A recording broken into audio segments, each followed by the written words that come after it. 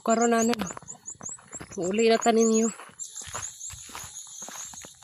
Dara ko dala nga kahoy. Mao ni nga kahoy di akong dala. Okay. Daghan man siguro ni. Sumana ko isulti sa inyo ha. Nguna na gid ang kinabuhi na mo dres bukid. Sa mga taga bukid makarelate gid mo dira. Ug kabalo ko kitang tanan na may giingon nila nga na ay dato, na ay pobre, na ay kwartahan, na ay walay kwarta. Okay. Tanan-tana ay kwarta. Apan na alay. Usahay nga wala tay. Kuan. Dili ka ng permanente atong kwarta ba? So, kani nga pagpangahoy is dapat kinahanglan nimo ani pagkugi. Kay maayo nga kasing-kasing. Di basta-basta. So, nagsako. So, layo-layo pa po dito ako ulian. Sakto dito abot mga alas 6. Kaya alas 5 naman hayag pa kayo sa ko kamera. Papadyo ko kagdagan. Hapin sa ululok doon ratana ni. So, pauli na takaron. Mo niyang kahoy nga akong ginadala. Aw gidala. Mo niya ako kinahoy. Ugma mga hinasabtan ninyo. Aw ako ra.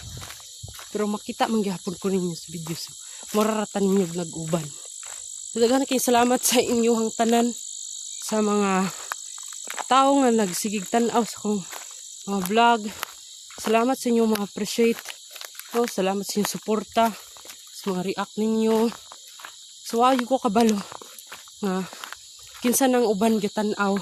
Apan dako na akong pasalamat sa inyong tanan. So, morning muhunong sa tadir kay murga. Medyo kapoy na. Ay. God.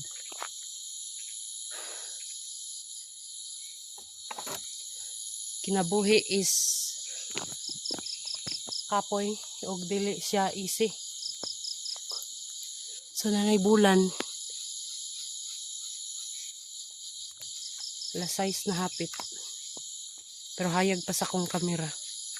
Na siya ka easy. So may kahoy. Mga hoy ta. Kay nangahoy na ta. So dayon yung salamat sa inyong pagtanaw. Sa walang sawang pakikinig at panunood. Walang sawang suporta. Kaabaitan natin ay hindi mapupunta sa ibang tao.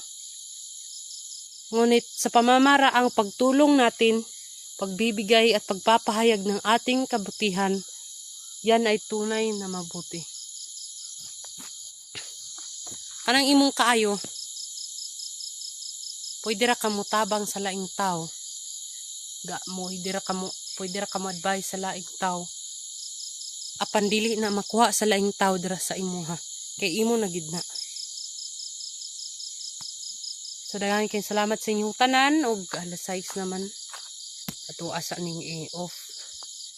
Ato na ning i-cut off ato ang vlog. Thank you so much sa inyong tanan.